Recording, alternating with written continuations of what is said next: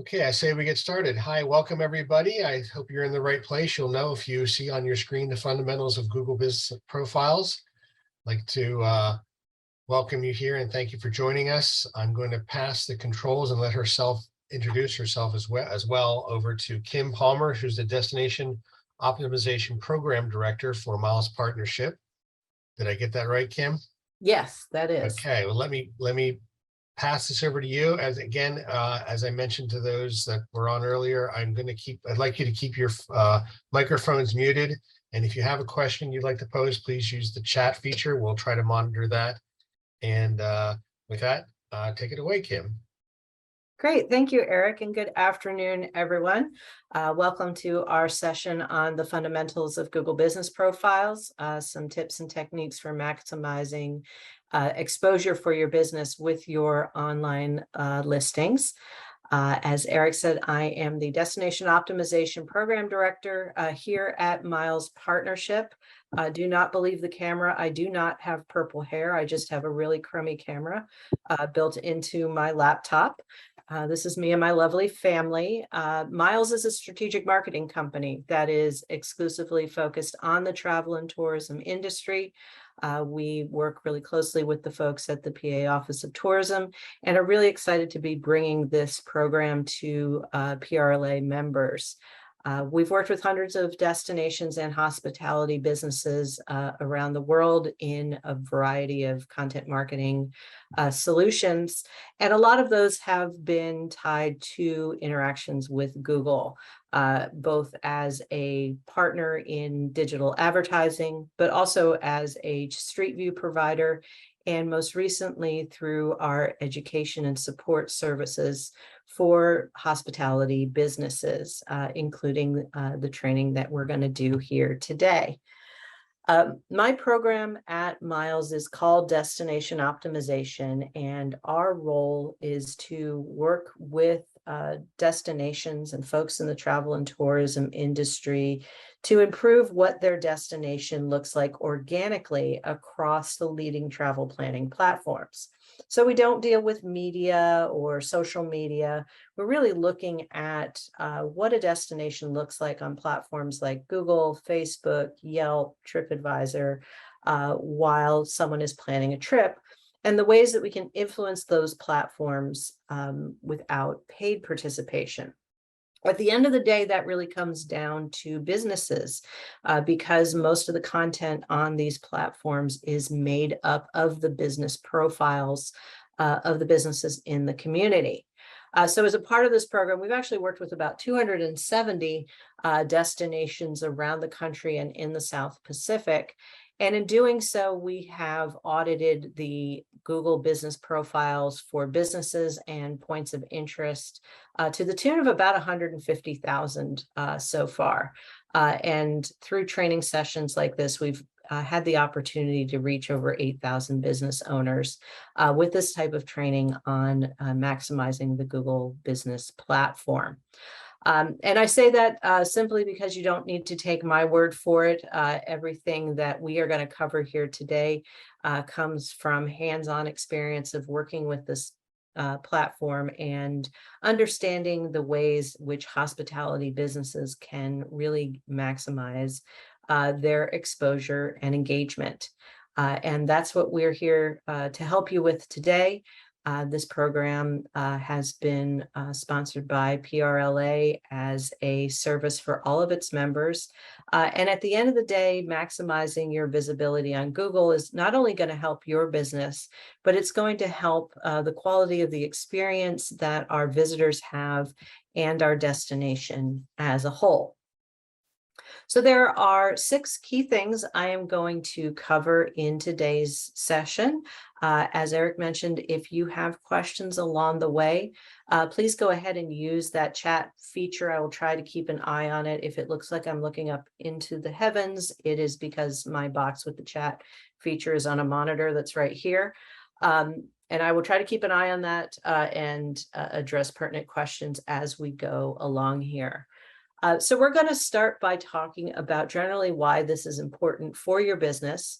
I want to share some information about the PRLA member audit and report cards. We'll talk about some headlines of what's new on Google. First thing we all need to do is claim our business on the key platforms, and then we'll walk through the fundamentals of a successful online presence using the tools that are available on the Google platform. As a part of this program, there are also some tools and resources and support available to you and your business, and we'll wrap up by going through those. So how are customers finding your business? Well, primarily it is through your online presence, which is made up of many business listings in addition to your owned channels. And a lot of this stems from the fact that as businesses, marketing to drive demand and awareness and interest about our business is really only half the equation. Once someone is interested, we also have to inspire their confidence that we're open and that they are going to have the great experience that they are picturing based off of our marketing and advertising. Now, if you're like me, your travel planning experience in maybe even your day-to-day life is not in a nice, tidy marketing funnel where we go from awareness down into interest and then action. The real experience online really consists of hundreds of digital touch points and a sort of a really all over the place trail to get to our final destination. Now, as a business owner, you are controlling some of those steps along the way through your owned website, your social media channels, your digital advertising. These are all places where you control the message and you have access to the analytics. But the visitor experience extends over many, many other platforms, Google really being the largest and most influential of these, but also places like TripAdvisor, Yelp, Facebook, Instagram, etc., are all places that your potential customers are encountering your business and possibly for the first time. Google reports that local search delivers over 4 billion with a B direct connections between businesses and customers every single month. So it's very likely that your Google business profile is going to be the first thing people see about your business when they do a search. So it's important for us to have our best foot forward on our Google business profiles. Now, my role prior to this at Miles was our director of SEO, which is search engine optimization, which definitely makes me a huge nerd. As an SEO geek in our industry, what we call this search result is the local pack.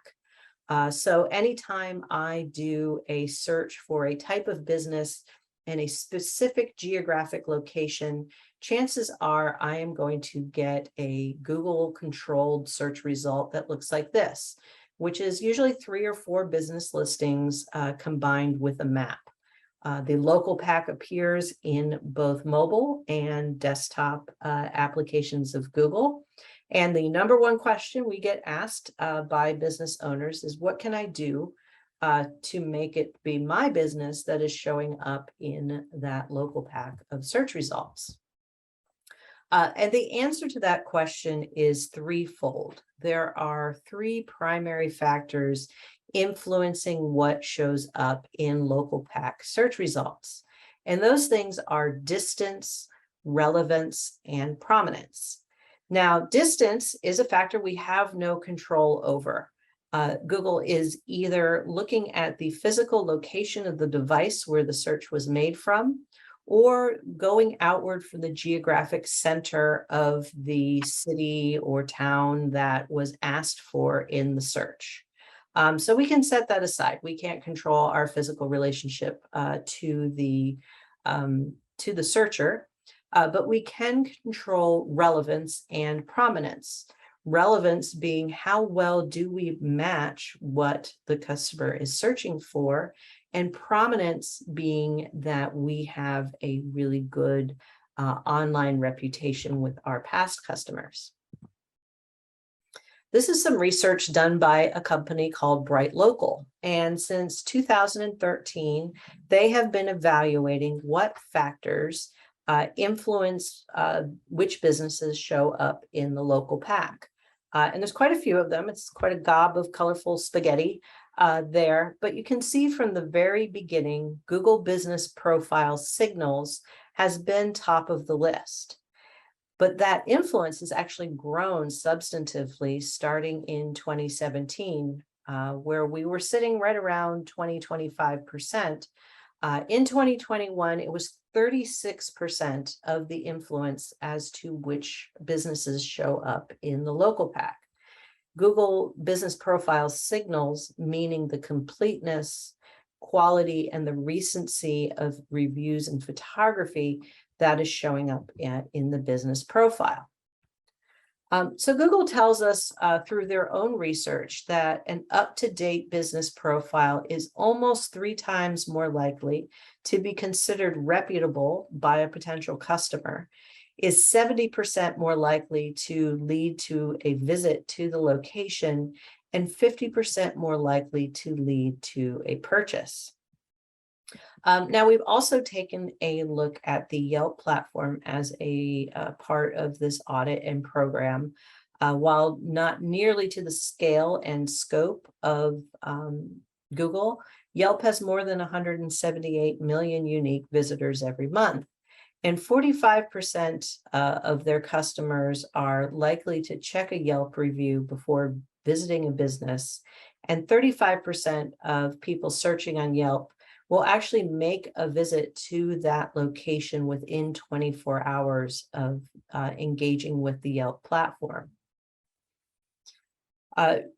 Yelp is particularly relevant for folks in the dining space. 49% of all of the reviews in all of Yelp are for restaurants. They are definitely the most viewed business category on this platform. And hotel-related searches on the Yelp platform tend to be for non-brand specific searches, such as hotels in Lancaster, versus searching for a hotel by name or for a particular brand. So this is important for your business because better business profiles drive more exposure and more engagement with our prospective customers. So we wanted to start this program by taking a look at how PRLA member business profiles are performing. As a part of this initiative, my team at Miles has done an audit of all of the PRLA members. And in doing that, we matched your business name and address with its corresponding Google and Yelp listing. In doing that, we identified any missing key data, such as website address or hours. Also, whether or not the listing was claimed, whether it may be marked permanently or temporarily closed, as well as some additional data points that are important to the listing, such as the total number of reviews, whether the business is using posts, and whether there are any diversity attributes selected for that location. So from a big picture standpoint, overall PRLA members are doing very well in the Google platform. In reviewing almost 2,700 member businesses, only about 6% were missing from the Google platform. About 10% of those were incomplete, meaning missing, phone number, hours, website address, etc. And about 12% had not been claimed by the business owner. The dining arena is where we had the greatest share of incomplete listings, and about 7% of the dining listings were unclaimed. Only 4% of incomplete listings were in the lodging category, and only 9% of lodging were unclaimed. The largest share of both incomplete and unclaimed member listings were in the categories that fall outside of lodging and restaurants. Just to give you a snapshot of where the distribution of missing data, We looked at phone numbers, addresses, website hours, and whether or not there was any photography. And address and hours were the most likely piece of incomplete information. We also looked at as many businesses as were applicable to the Yelp platform.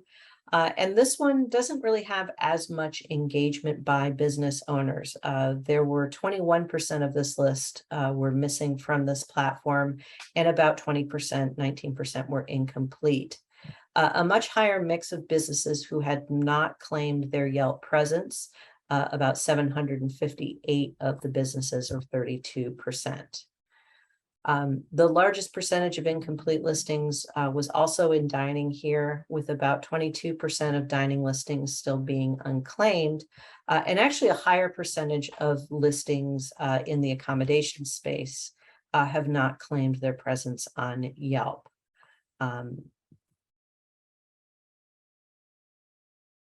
In addition, this shows us, again, sort of the distribution of that missing data.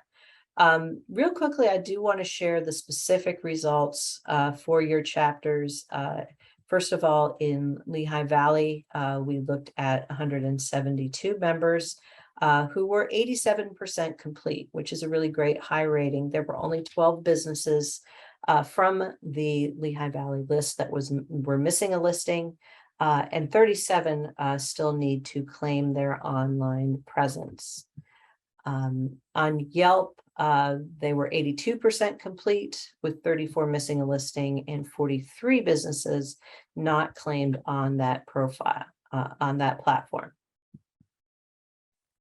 In the Keystone chapter, we looked at 219 listings, which were doing very well at 91% complete, with only 16 missing a listing and 31 not claimed on Google.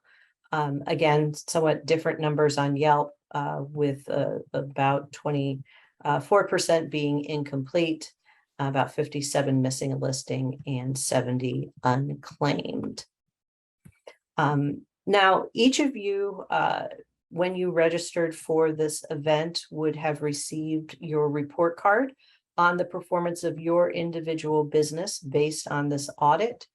We have created these report cards for all PRLA members, and we've tried to create a really simple summary of the performance of your online presence on Google, Yelp, and in the PRLA database. There is a total completeness score at the top of the report card. And we've tried to keep things real simple. Green means it's good and complete. Red means it is incomplete. Gray means you're either missing from the platform, or that particular piece of data does not apply to your style of business. So do take a look at this report. This will give you some really straightforward guidance on what you may need to be doing both on the Google platform and on the Yelp platform in order to bring your business up to being fully complete.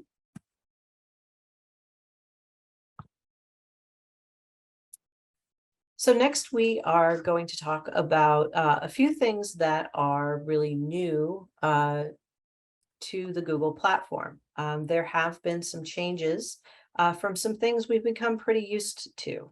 The first is if you've been working on the Google platform for a while, you may be used to calling this Google My Business, or GMB.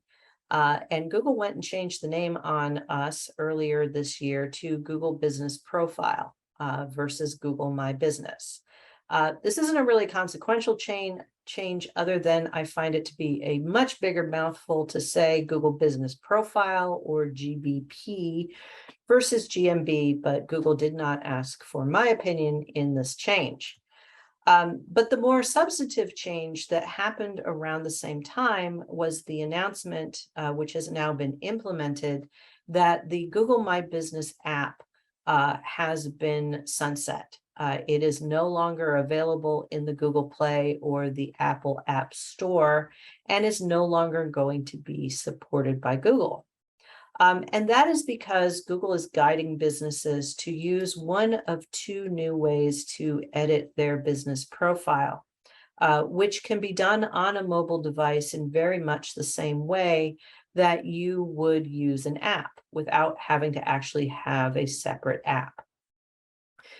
These two options are editing your business directly in the search engine results page, otherwise known by us SEO nerds as a SERP, or in the Google Maps app. So recently, if you have tried to log into business.google.com, you may be met with this notice from Google asking you to click over to begin managing your business profile on search. You do have the option right now to stay here and go back into the traditional desktop editor. Do be aware that at the point that you click Manage on Search, from what we can tell, there is no going back. Going forward, you will be defaulted into the search interface once you choose that option. Now, the search interface is great. It's really easy to use. Basically, you need to be logged into Google using the Google account with which you've claimed your business profile. And when you search for the name of your business, you're going to see this interface directly at the top of the search results that says your business on Google. When you do that, we'll zoom in a little bit here. You can see a number of recommendations from Google on things that you should be doing to support your business, and then buttons to edit your profile, promote, and interact with customers.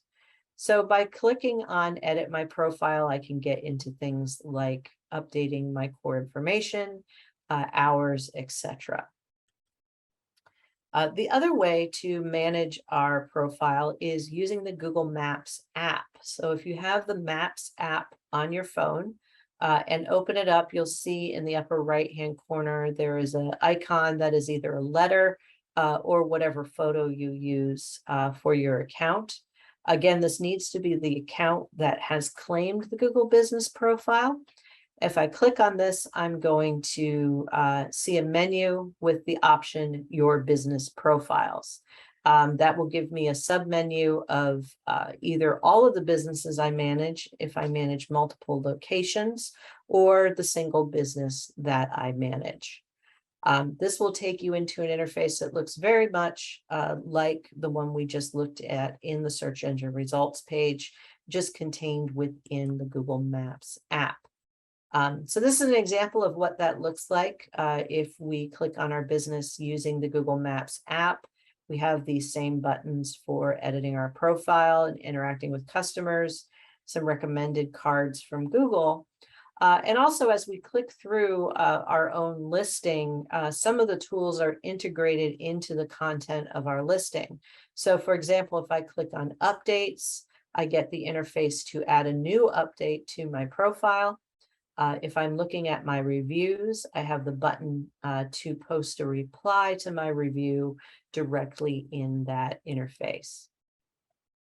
Now, for the time being, business.google.com, the desktop profile manager interface, remains the same and does remain available. But Google has stated that their intent is for this platform to be used by folks who either have multiple businesses within their account, such as a franchise, or folks like an agency who are managing multiple businesses at once. Additionally, in the Yelp space, you'll find that there are a number of new upgrades available to your listing. Now, unlike Google, upgrades to your listing are not free. They are either packaged together in a monthly cost, or you can pick and choose certain things for like $1 a month. You can add your logo into your listing, or some of the more recent additions are what they call Yelp Connect, which is basically the ability to post updates. And you can do things like block your competitors' ads from showing up within your page. I've heard a mix of reviews from businesses, whether it's worth the investment in some of these upgrades to their platform. Some restaurants in particular get a lot of traffic through this platform, and spending $20 a month or something on the upgrade tends to be worth it to them. But there are definitely some new ones available through the Yelp platform as well. Okay, next, our first step in interacting with any of our online profiles is claiming your businesses. Every major platform allows you to claim access to your business listing and offers you tools to manage your information. But the first thing you have to do is raise your hand as the manager of that location. And it's a two-step process, the first step being to claim ownership of a location, the next being a verification step, where I need to also verify that I'm a rightful representative of the business. Now, 84% of your chapter businesses were claimed on Google, so that's a really solid start. But we also want to make sure that we're claimed on platforms like Apple Maps, Yelp, TripAdvisor, and even Bing. Real quickly here, I'm going to run through how that works because there are subtle differences between the claiming process on these platforms. The easiest way to tell if your Google business profile is claimed is to use Google Maps and go into the About section of the business. If you see this icon here, which is a shield with a check mark that says claim this business, that means that this location has not yet been claimed. I do recommend doing this in Google Maps because if you look at your business in Google search result, every business out there has a link that says own this business, which is confusing. So definitely do this in Google Maps. You will be given the options to verify either via a code sent to you in the postal mail or through a phone call that needs to be able to be answered directly to receive that code. If for some reason neither of those work for you, either you have a PO box or you have a automatic operator on your phone, you can reach out to the help in Google, and we've seen a new trend in video verification being offered to those who cannot use the traditional methods. On the Yelp platform, you want to look for that unclaimed icon up in the photo header, or within the body of your listing, you may see this block that says, "Is this your business? Claim this business." Yelp does its claiming process through phone call or text to the primary business phone number. On TripAdvisor, you want to go to tripadvisor.com/owners to search for your business. Unique to TripAdvisor is that you have to have a TripAdvisor account in your own personal name. They do not allow generic accounts like info@mybusiness.com. TripAdvisor verifies its listings via a phone call to the primary business number, or will also take a personal credit card to verify your identity. They do not charge you anything. They're just using it to identify you as a business. Lastly, on Apple, my dog is going to bark here because someone just walked up to the house. Sorry for that. Register.apple.com/places on maps is how we access our location in Apple Maps. Much like TripAdvisor, you do have to have an Apple ID in your name in order to sign in and claim a list. Now, what's different with Apple is, in addition to being able to verify via phone, they will also accept official documents such as insurance or electric bills to verify your ownership of the business location. Okay, so once we have claimed our business, I'm going to move into the fundamental things you should be doing within your Google business profile. Those things include hours, categories and attributes, menus, photography, posts, responding to reviews, and keeping an eye on your profile performance.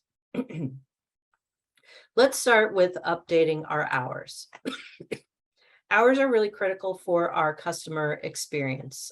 Searches for open now have increased over 300% in the last 2 years, as well as searches for things like open now near me.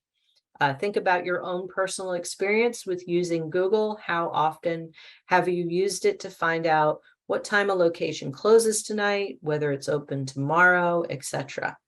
And yet, one of the most common sort of disappointing customer experiences is to have selected a restaurant or an attraction or another location that you want to visit that says that it is open on Google, only to show up and find out that it is closed. Additionally, both Google and these other platforms are now starting to give indicators to consumers about how current the hours information is for that location. So you'll see notifications under your hours that say when the last time they were updated by your business. So it actually behooves you as a business owner to go in there like once a month and do something like change your opening hours and change them back again, even if your hours have not changed, because making a change is going to trigger this note that says that this information has been confirmed by the business recently. And that's one of those little indicators of customer confidence that make it more likely to bring a customer through your door. If you're using the search engine results page editor or the maps editor, you want to click on the button for edit profile. That is going, excuse me, to give you the option to edit business information. And within business information, you will find the hours tab. Now, there are actually 3 ways with which we can manage our hours on Google. The first and most standard one is our standard operating hours. So 7 days out of the week, what are your open and close times?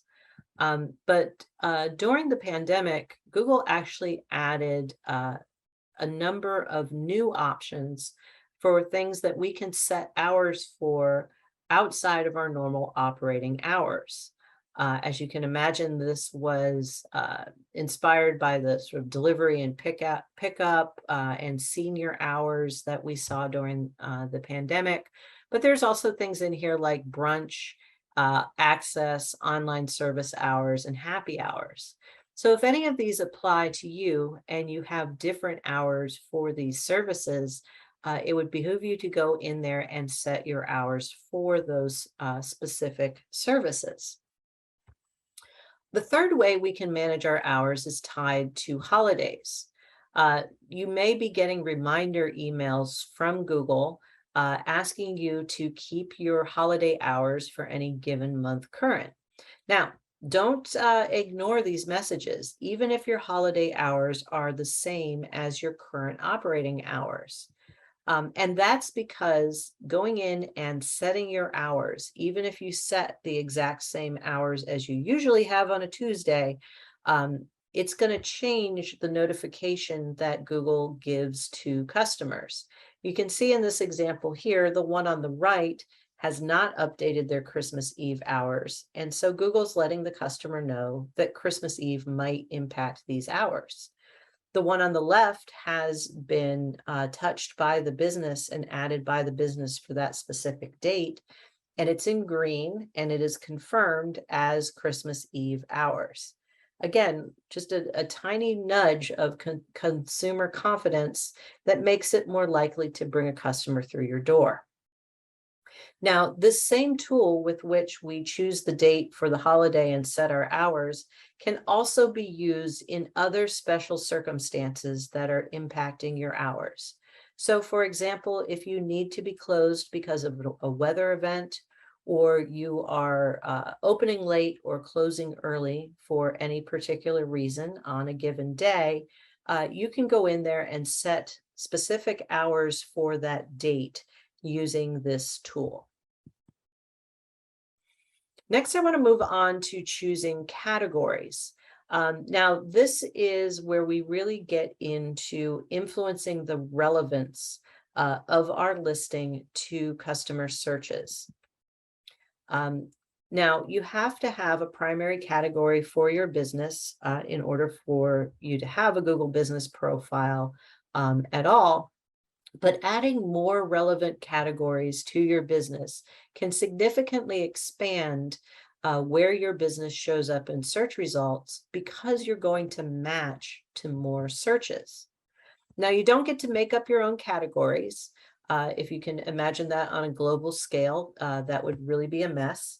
But there are actually over 4,000 categories that Google has set for you to choose from. And they are reviewed on an annual basis. They go up and down by 30 or so each year. But you are limited to what's available on this list. But it's worth going in there and doing some searches. The easiest thing to do is to start typing in what you think someone would use as a descriptor of your business in doing a search, and see if that comes up as an available category. Again, we do this under the Edit Profile tab. You can, if you scroll down, there is an option for business category. You can tell it's editable by the little pencil symbol there. If we click on that, we can search for and choose additional categories for our business. You're actually allowed to have a total of 10 categories, so you can select up to 9 more categories for your business. So let's just say I'm a fine dining restaurant, and I may have fine dining as my primary category, but I may also be a seafood restaurant, a steak restaurant, an organic restaurant. And by selecting all of those categories, it is then more likely that I am going to show up in searches that are specifically for something like seafood restaurant. Now, what goes hand in hand with categories are attributes. Different business types get different attributes that you can choose from for your business. Attributes are another thing that create those little boosts in consumer confidence, because many attributes are featured directly in your business profile, kind of front and center. During the pandemic, dine-in, takeout, and delivery were put right at the top of restaurant listings to identify whether or not a location offers those services, or identifying the fact that they do not. There are also health and safety measures still featured in Google Business Profiles, as well as identifies different attributes that you can identify, such as women-led, veteran-led, etc. Again, this is found under business information under More. And as you scroll down, you will see all of the subheadings for attributes that are available based on what business category you fall under. I wanted to call out that sometimes it's just as important to identify the attributes that we do not have as it is to identify the attributes that we do have. So a great example is whether or not you are pet friendly or pets are welcome. In your attributes, not only can you say, yes, I do offer something, but you also have the ability to mark it as a negative and say, no, I don't have this. And that can save you a lot of customer service headaches in the future because you're already letting folks know ahead of time, no, we are not pet friendly or kid friendly or something like that. Both Google and platforms like Yelp and TripAdvisor also allow a selection of diversity attributes where business owners can self-identify with things like being Black-owned, women-led, and these are searchable attributes as well. So the more attributes we have, again, these are things that are going to match for our searches. So if we are a pet-friendly seafood restaurant and we have selected the seafood restaurant category and the pet-friendly attribute, we are much more likely to match, to have relevance to searches for that area. Another thing that is based on what category of business you are is whether you have the option to add menus or services to your business profile. So if you're in the restaurant dining industry, also this is true of places like distilleries and wineries, you probably have access to the menu feature, which is going to show up as the menu item in your listing. Other types of businesses, such as spas and travel agencies, have access to the services menu, which in the end works more or less exactly the same. Services is a little less customizable. You'll be given a list of services that you can choose from that you do or don't have, whereas menus actually let you provide a little bit more detail. Now, here's a tip, a trick for those of you who are in the accommodations industry. Accommodations have limited access to the menu and services features because these are not associated with lodging. However, if your hotel is also an event venue or a wedding venue, you can go ahead and select those as categories for your business, and then you're going to subsequently get the ability to add a services menu to your lodging. So you can see in this example here, this resort selected both wedding venue, event venue, and marina as categories for their business. And each of these have a services menu of various services they provide in that category. So again, this increases our relevance with customer searches. If I can say that I am a location for quinceañeras, and I have that selected and showing up in my services menu. In order to access services, this one's a little tricky. One of the little quirky things that we have discovered is that you really need to use the search engine results page editing tool to access the menu edit feature. It doesn't seem to be available through the Maps app. So if you do go in there, you will get this submenu for menus or for services. And specific to menus in dining, I mentioned we have a lot more control over those. So that's what this looks like. You can break your menu into sections such as appetizers, entrees, and desserts. And then you can add menu items, including the item name, the price, although that is optional. You don't need to put prices in here. Description, and you can even add photos to your specific items. This will also, if you already have a menu in here, be where you can edit it. So you can see this little pencil next to those icons. They will allow you to edit it there. One of the newer features in Google Maps is this menu highlights that is showing up in listings. It will mark certain dishes as popular and feature a photo of that dish. Now, this is something you do not have direct control over. Google is selecting these based on how frequently the dishes are mentioned in your customer reviews and whether there are customer photos of these dishes available.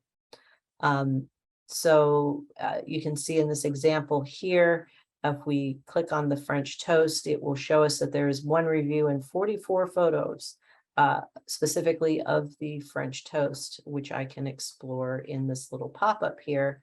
As the business owner, though, I do have the ability to suggest an edit to that information to let Google know if something is incorrect, such as the dish name, or it is incorrect in that this is not a dish that is served here.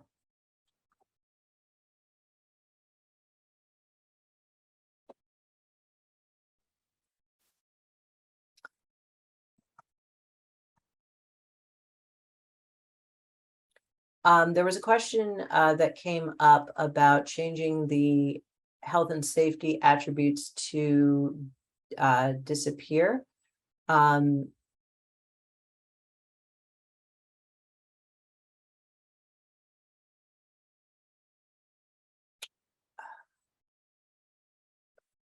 I'd have to look into that a little bit to see whether there is a neutral for having masks as one of your health and safety items. Usually there is a way to be neutral and not say one way or the other. We can't control whether Google has the health and safety line in the listing, but I would have to follow up with you on a specific answer to that. So moving into photography best practices, images are really critical in how our potential customers are making decisions about our business. Images really give us the inspiration of what we want to do, where we want to eat, where we want to stay. And it's actually supported by research. So this is a study that was done by an organization called Bright Local. And what they did was they looked at how frequently business listings were showing up in Google search results and how many images they had in their photo gallery. And what they found is that businesses that have more than 100 images in their gallery have almost 300% higher exposure. And in fact, Miles Partnership manages a number of Google business profiles for hotels, restaurants, spas, and other businesses in the hospitality industry. And what we have found is that recency really matters in contributing photos. Adding just 4 or 5 new photos every month into your business profile can create between a 10 and a 30% lift in exposures for your business. And we think that Google's algorithm is using the frequency with which new photos are uploaded as an indicator that a location is popular and active and engaging with its customers. In fact, listings with good quality photos are twice as likely to generate engagement with potential customers. Now, I want to talk about photography best practices because what makes a good photo in Google's eyes is a little bit different than what we traditionally think of as marketers. We always want our photography to be eye-catching and inspirational, but Google's #1 priority is that images are informative. They want the images to really give us a sense of scope and scale and context of the place that we're taking a look at, particularly if it's a place you've never seen before. So I always give the example of if I owned an art gallery, it would be better to post an image of what one of the rooms in the gallery looks like versus posting a picture of a specific piece of art. Now, attractive still matters. We really want to have great color, contrast, saturation, and lighting in our photography. And as I mentioned, recency also plays an important piece. Now, not only are Google algorithms looking for recency in photos, your customers want to know what things look like right now. They're looking for reassurance that places are open and customers are having a great time. A couple of examples of what this means in action. These are two photos of the Branson Ferris wheel. The one on the left is really good. It's informative. It tells me what attraction I'm looking at. It's also got great color saturation. It looks like a lot of fun. I call the one on the right the Scooby-Doo Ferris wheel because it just looks to me like the background of a Scooby-Doo episode. May or may not be abandoned. It's a little off kilter, and we don't have any readable signs or context for what we are looking at. This is another real world example. This is the exact same plate of food taken at the exact same time and uploaded to the same business profile. The one on the left was really attractive, well lit, looks appetizing, and literally received 10 times more views than the photo on the right, which really does kind of look like raw fish on a plate. In terms of photography best practices, first and foremost, make sure that you are only uploading photos you created or you own the complete rights to. You don't want anyone coming after you over photography rights. You do want to upload at least, really upload the largest or highest quality image that you have, even if it's a 4K image. Google's servers are able to scale down the images to the size that they need, and the better quality you put in, the better quality that is going to come out. Also, don't use filters. Save it for Instagram. We don't want sepia tone or black and white or anything like that. You also don't want to put logos over your images or any other sort of text ghosting. Your images will actually get dumped to the bottom of your gallery for things like that. You also don't want to go overboard with seasonal images unless you are a Christmas attraction. You don't want to oversaturate your photo gallery with Christmas lights. We also want to keep our vertical and horizontal lines as straight as possible. It's my own personal pet peeve, probably because I'm married to a photographer. We do find that horizontal images are the ones that are most commonly used on the Google platform. So you're better off choosing a horizontal image versus a vertical. And this last one is counterintuitive for us in the marketing space. We always want to show a lot of people having a great time in our location. But Google actually prefers interiors such as the one here on the bottom left, without people if it's possible. So you really can see the room and see the scale and the scope and context of that room. And that goes back to images being informative, being such a high priority. You also want to avoid identifiable faces unless you're certain you have release forms.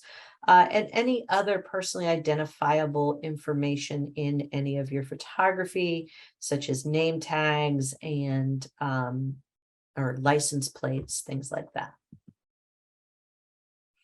One question I get asked very frequently is what can be done about customer photos.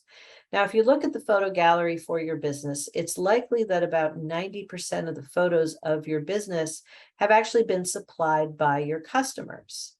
But Google's research shows us that customer photos actually only account for less than half of all views. So more than half of our potential customers are choosing to look at the photos that come directly from the business versus the user-generated content. So that's great news for us as business owners. One of the key things to keep in mind, though, is don't only post the half a dozen great photos that you have about your location and then just leave it alone for 2 years. We want to be uploading photos on a regular basis. But you do have the opportunity to flag poor quality photos that have been uploaded by your customers to be removed from your photo gallery. You can access your photos by, depending on whether you're on mobile or desktop, by either clicking on the photo or further down in the listing, you may see a couple of gallery views.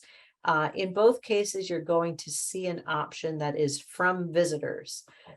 And those are the user-generated content you're going to want to make a habit of reviewing on a fairly regular basis. If you do find a photo that you'd prefer was not in your photo gallery, for example, this lovely picture of a toilet, take a look in the upper right-hand corner of the image for the flag icon. If there isn't a flag icon, there's usually a 3-dot menu on the other side that gives you a couple menu options, one of which is report a photo. Whichever way you choose, you're going to get a dialog that looks like this that gives me a reason why I would like to ask for the photo to be removed. It can be because it is offensive or a privacy concern in some way, but you can see that we have options here simply for the content being poor quality, or if it is not a photo of that place. We do see that happen sometimes if your business has the same name as another location or another company. Or I've also seen photos of things like car accidents and demonstrations that have taken place out front of a property that have ended up in the property's photo gallery. And that would be how you will address that sort of situation. I'd really like everyone to consider becoming active in posting updates to their Google Business profile. This is like free advertising in your Google Business profile. And a post, otherwise called an update, is going to appear everywhere your Google Business profile appears, in Maps, in search, on mobile, etc. And this is a great amount of organic visibility for your message that has no pay-per-click or anything like that associated with it. One of the great things that has come out of this year is that hotels and the lodging industry now has access to posts. For the last several years, accommodations did not have the post option, but now you do. It is limited to announcements and events. There isn't a way for an accommodation to post a special offer, unlike other business types, but it's a step in the right direction. And so if you have events at your property or announcements that you would like to share, you can now use posts. It's also becoming more important to utilize updates because of a new feature within the Google app.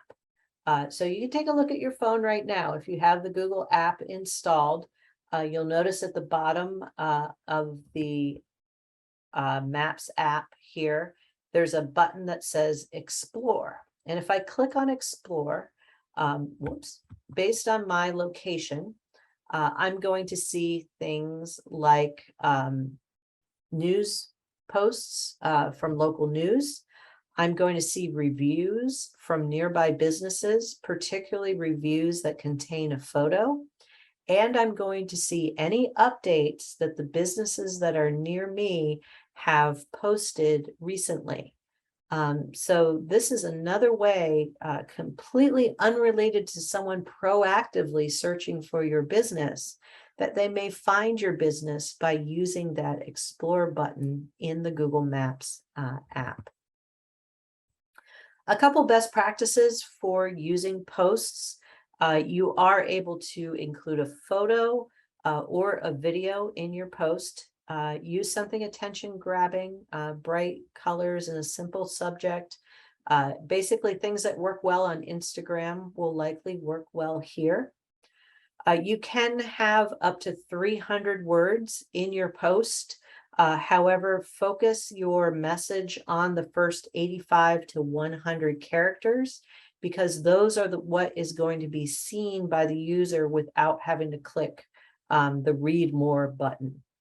So get your headline out there in those first characters. You do have 100% control over where the post links to. So you can link it to your website, into your booking engine, into Open Table or Facebook or your friend's website, whatever you want to do. There are only a set number of buttons that you can choose from, like order now and learn more or book here. But you do have control over where that link goes. Additionally, you can use Google Campaign tracking codes in that link. So if you are actively using them to track your other online advertising to your website, such as banner ads, you can use UTM tracking codes in these links as well, so that you can see in your Google Analytics the traffic that was driven to your website from your post. Another tip is, if you have something coming up the following weekend, do not wait till Thursday to post your post. Do it early in the week so that you get the maximum visibility for what you're promoting over the weekend. Moving on into reviews and online reputation. This is a Bright Local study from 2022 comparing how frequently platforms were used by customers to provide a review. So the question was, which of the following sites or apps have you used to evaluate a local business in the last 12 months? And in 2020, Google was already leading the pack there with 63%. But between 20 and 21, that grew to 81% of respondents saying that they had done so on Google. Yelp also saw a substantive amount of growth in that time frame. However, if you take a look at Facebook, Facebook actually went down between 20 and 21. At Miles, we do a quarterly research with destination analysts called State of the American Traveler. In one of our recent surveys, we did an evaluation of the trustworthiness of reviews and ratings and business listings on the various profiles. And what we found is that Google has the highest rating of trustworthiness of their reviews and ratings, with over 62%, almost 63%, saying that Google was either usually or always trustworthy in their reviews. They were followed by TripAdvisor. And then it sort of makes me laugh that Apple Maps is the third one on this list, because Apple Maps does not actually have any reviews of their own. They are pulling reviews from either TripAdvisor or Yelp, depending on what kind of business it is. And yet Apple Maps reviews are considered more trustworthy than the Yelp reviews that they are probably actually pulling into the Apple listing. So that's my little irony in that piece of research there. Now, reviews, customer reviews and ratings is where this prominence factor comes in to what's influencing how we show up in search results. Having good quality reviews that are happening frequently is really a leading factor in what is showing up in the search results. In the case of Google, customers are a little bit more positive on the Google platform. 81% of reviews on Google are 4 stars or higher, and less than 4% are only 1 star. Businesses on Google have a 4.4 median rating for their business, which is great, because research shows us that there's a pretty good, I think it was something like more than a third of consumers will not even consider a business that has a rating under 4.0. On the Google platform, all of your customer reviews are posted directly in your business profile, and they're going to appear wherever your business profile appears. They are also the source of the star rating for your business, and you will find that you get quite a number of reviews from customers that are just a star rating and do not have any feedback. It's important for us to try to respond to as many customer reviews as we can manage, both positive and negative. Certainly with negative reviews, we want to try to take that conversation offline and resolve the issue. But it's also great to take a moment and thank the folks who have made time to leave a positive review for your business to help you out. And there's an even better reason to respond to our customer reviews, and that's looking at their conversion rates. This was a very interesting study done by Overall, which looked at business profiles and their conversion rate. Now, a conversion rate in this case means a phone call, a website visit, a request for directions, any of those conversion actions that you can do from a business profile. And what they found was that businesses who were responding to 30% of their reviews, so essentially 3 out of every 10, had an 80% higher conversion rate compared to businesses that were only responding to 10% of their reviews, 1 in 10. So while I would love to tell you you ought to respond to 100% of your reviews all the time, we know that's generally not realistic, but just the difference between responding to 3 in 10 instead of 1 in 10 can make a difference there. To respond to our reviews, we want to click on the customers button in this interface. And that is going to give us the option of reviews and a reply button. Or you'll recall early on when I was showing us what that looked like in the Google Maps app interface. If you look at your reviews there, if you're logged in, you actually see a reply button right there with the review. You'll also notice on Google there is a little thumbs up icon next to reviews. So if you don't have or want to take the time to write a response to a positive review, you can also thumbs up that review. We did have a question in here somewhat related to this, which is does it get to be too much to always kind of say the same thing in reply to a positive review?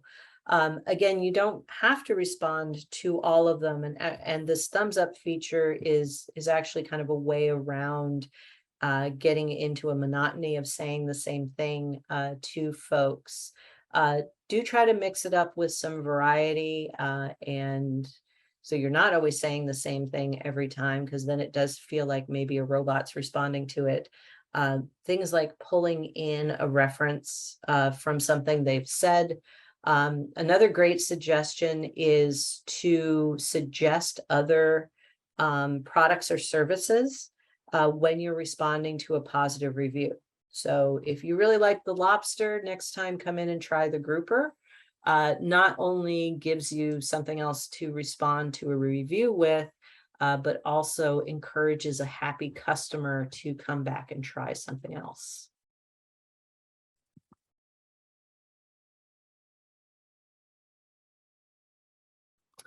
We had a question come in about going in via search versus maps. And it is a little bit confusing. From what I have seen to date, your most robust options are through using the search engine results page.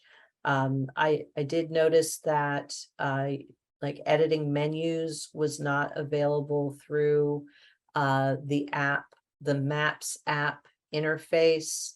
There was another one about might have been questions. There was another thing in there that I didn't see on the menu when you're using the Maps app. So I would say that from what I have seen at this point, using the search engine results page interface gives you the most options.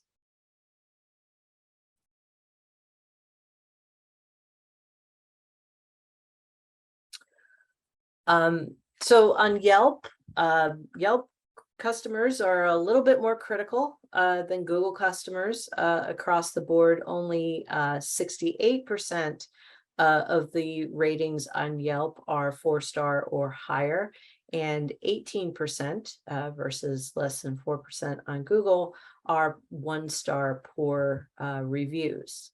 Now, Yelp is different because they do not post every single review that comes in for your business. They have an AI, a software that is picking and choosing what they call recommended reviews, and those are the only ones that will actually be visible on your page. You may be able to see them in your management tool, but it may not be showing on your page. So they have a recommendation software that is choosing the most usable and reliable reviews based on how active certain users are and what they perceive as the quality of that review. Unlike other platforms, while they do give you window stickers, Yelp specifically does not want businesses to ask customers to write reviews. In fact, their software actively targets reviews that it feels has been solicited. On the TripAdvisor platform, you'll notice that when asked the question, what drives traveler engagement with TripAdvisor listings, that 3 out of those 4 key drivers are tied to customer feedback and reviews. The first is quantity of photos, but the next one are total number of reviews, management responses to reviews in the last year, and the number of reviews that are recent, having happened in the last year. What's unique to the TripAdvisor platform is their popularity rate ranking, which I'm sure you've seen, that ranks things like restaurants and hotels for a specific city in a 1, 2, 3, 4, 5, etc. order. Now, this is unique because it is based on user reviews, but it is reflecting your standing against other businesses in your geographic location.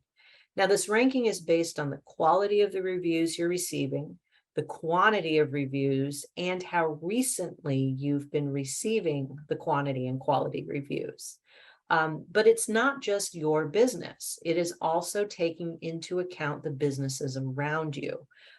So if a nearby business is setting the world on fire with 5-star reviews, or a nearby business is suddenly doing very poorly, the impact of those businesses may change where you rank in that numeric order, which is in a way completely outside of your control.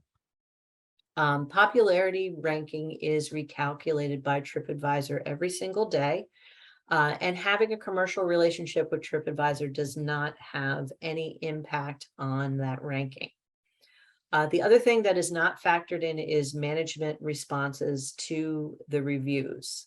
So whether or not you respond and what you say in those responses is not impacting that ranking. Last thing we're going to talk about in guidelines is profile performance. This is really important for us to take a look at on a regular basis in order to track the impact of using all these other tools has on our profile. Now, the reporting within your Google Business Profile is unique to this platform. It is different data than your Google Analytics. Your Google Analytics is reporting on your website. This data is specifically about your Google Business Profile. And it's going to show you things like customer actions, calls, bookings, requests for directions, website clicks that have happened from your listing. It's also going to show you a breakdown of your visibility within search, maps, mobile, desktop, etc. And one really unique piece of information is this is one of the few places you can find keyword data.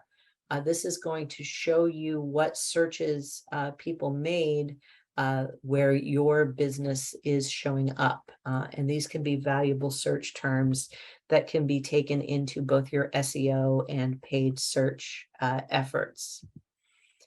To access your profile performance, you want to go click on the promote button there. And before you get into things like adding photos, updates, and things like that, the top thing on the list is performance.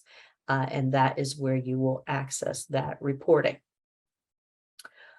So these are our fundamentals for managing our Google Business Profile. Keeping your hours up to date is critical. Expanding your categories, attributes, and menu items gives you a greater opportunity to match with more customer searches. Posting 4 photos a month can create up to a 30% lift in exposure for your listing. Posting updates for special offers and events is like free advertising in your Google Business Profile. Just responding to 30% of your reviews can create an 80% lift in conversions versus responding to only 10. And keep an eye on those insights of your profile performance and conversions to see how these actions are impacting your results. So I'm going to wrap up today by going through some of the tools and support features that are available to you through PRLA and this particular program. The first is called the Google Business Profile Checkup Tool. And you can access this at prla.gmbcheckup.com. And this is for everyone who has already claimed their business profile. You're going to be asked to log in using the Google account with which you manage your profile, and you'll be asked to give permissions to the tool to access the data in your profile. It's actually going to ask you if we can see, edit, create, and delete content in your listings, but I can assure you that this tool does no such thing other than just read the data in your listing. So this is what that report looks like. If you do have multiple businesses claimed under your Google account, there is a drop-down menu at the top with which you can toggle between businesses. The first section in here is profile completeness. It's going to analyze things like categories, menus, and special hours to identify whether you're using those features. The more complete this information is, again, the better you're going to do in search results. The next section is profile performance. This is pulling some of that analytics data on how frequently you're showing up in search results and in map views. But what's interesting about this is it's going to compare your current number to the last 90 days of your data and give you an up or down trend. So you can see compared to the last 90 days, what your average views are and whether you're on an upward or downward trend. It's also going to tally up the conversions from your file, things like website clicks and phone calls, and divide that by the average or by your total search exposures to give you a sort of running conversion rate for your business profile. The last section of this report is customer sentiment. This is looking at the star rating for your business and how it has changed over time, and looking at how many responses you have made to customer reviews. A great part of this section is called the vector rating for your reviews. This is a really interesting tool because it takes into account one bad review is not going to tank your business on Google. What the algorithms are looking for are trends. And so we've sort of replicated what a trend would look like. So we're taking your last 15 reviews and getting the average rating for those 15 reviews. So let's just say right now our star rating is 4.4. If our rating vector for the last 15 reviews is 4.5, then that's great. We're on an upwards trajectory. And even if it's still 4.4, we're good. We're even keel with our current star rating. But where to pay attention is if your rating vector is actually lower than your current star rating. So for example, if it's 4.1, that means you've gotten some negative feedback recently and may have sort of a downward trend happening. This is the type of thing Google is going to look for, is going to be less likely to surface businesses that are in a downward trajectory with their reviews versus just getting one bad review.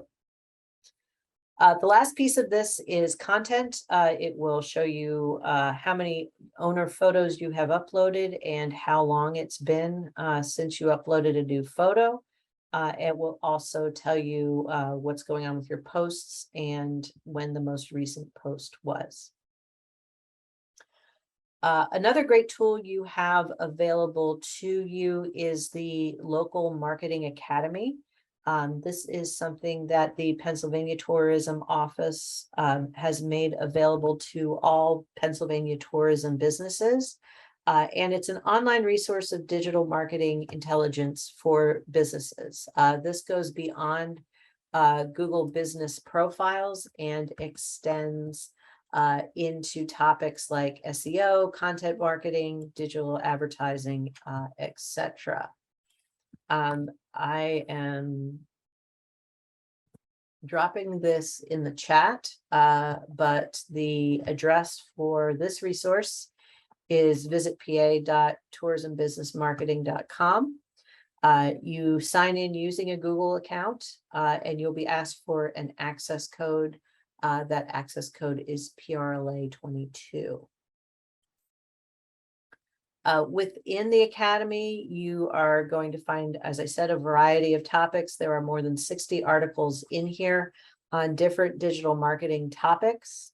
And you also have the ability to earn badges. So give yourself some credit for learning. If you mark an article complete at the bottom of the article, you're going to progress through the badges from newbie all the way up to expert. There's also an Ask a Question feature available in the Academy that goes directly to our team here at Miles Partnership to help you with your question. This also gives you the ability to suggest a topic that you'd like to see in the Academy. Lastly, as a part of this program, Miles Partnership is providing something we call office hours to all PRLA members. This is a one-on-one Zoom call with our program specialists here to help you out. Do you need help walking through claiming your Google business profile or have a question or a problem with your listing that you're struggling with? We are here to help on a more personal one-on-one basis than what we are able to do in a webinar setting. This is absolutely free. This is brought to you by PRLA. Miles Partnership does not have products or services to sell to your business. We are truly just here to help you with your question. I also dropped the link to that in the chat here. It's done via Calendly, so you can take a look at dates and times, etc. Yes, the PA Tourism Academy, the questions and answers, questions button in the Academy also is sent directly to our team. So that's another way to reach out to us with a question if you don't want to set up an office hours call.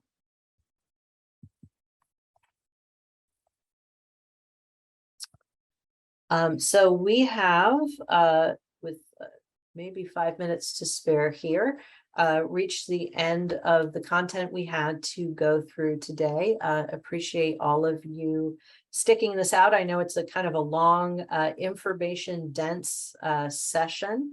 I wanted to open it up to whether there were any other questions that you wanted to put in the chat before we I'll move on with our day. We have recorded this session, so you'll be able to come back to it as well as share it with other folks who may not have been able to join us today. In addition to a PDF of the deck, and I'm sure PRLA will be sharing the links that I've covered in here for support as well.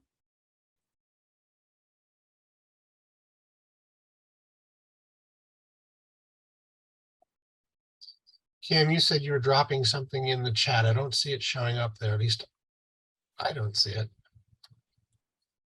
Oh, that's because I have managed to send them all directly to Monica and not to the group. Sorry about that. That's why what happens when I talk and try to copy and paste at the same time. Let me do that to everyone. There we go. There's the Calendly link, and here is the Academy.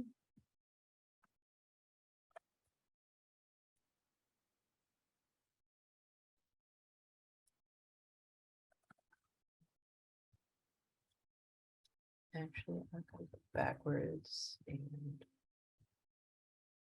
put this one in. Is play.gbcheckup.com. There we go. Now they're all in there. Okay. Sorry that- about that. I didn't realize I was not posting to everyone there. That Calendly link is the same as the QR code that you have on that one slide too. Yes, There, this office hours. QR code should take you to the same place.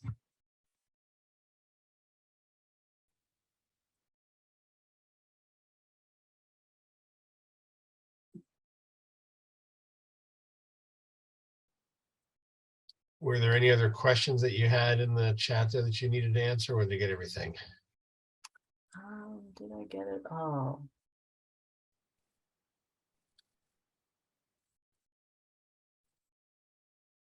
Let's see, there's a question here on, is there any research on how often patrons link to your website to leave Google or Yelp? And do Google or Yelp try to keep the patron on their platform? Some insight, other insights, RE, website usefulness.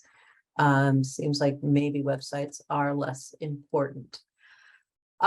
There is a stat out there that says that 65% of searches made on Google do not result in a click to anywhere.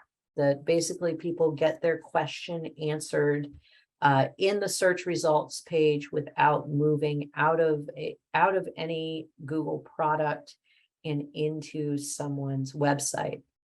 That's a blended percentage between desktop and mobile. I believe the mobile percentage was 77 or 79%. It was higher than the 65. So that does support the fact that many people are gathering the information they need directly out of your Google business profile and not taking the time to go into your website necessarily. That being said, I do always support the idea of small businesses continuing to have a website. I actually have a whole other training session I do on small business websites. And one of the things that we lead with is this really good quote that says that you do not have a business page on Facebook. Facebook has a page that is about your business. And it's a subtlety of ownership there, where when you have your own website, you're controlling your own brand message and identity in a way that you can't get from another platform. So that was sort of a long-winded answer to your question there. I do tend to say that the small business website is not dead, but it is true that many people will stay within your Google business profile to get the answers that they want. All the more reason to make sure it is complete in all the things we just talked about.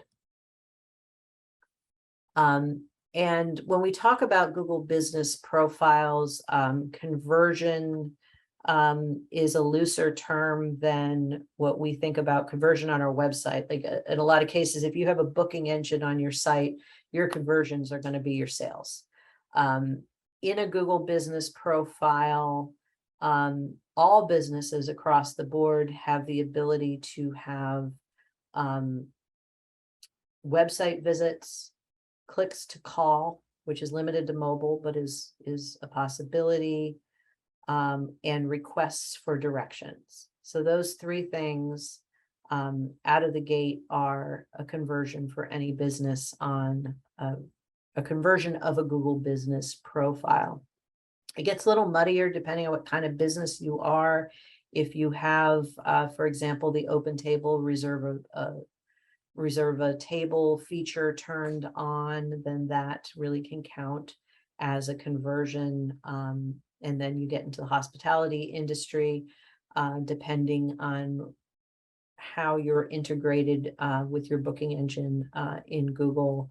You should be able to identify traffic to your booking engine that's coming in from your Google business profile. And that's sort of a different conversion. So some of the research I've shown you here is really just taking into account engagements like phone calls, website clicks, and requests for directions.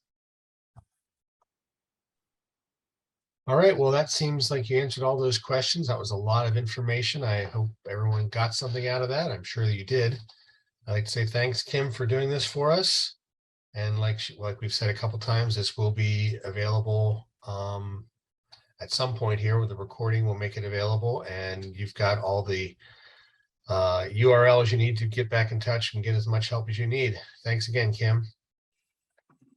Thank you, Eric, and thank you everyone for joining us today. Have a great rest of your day.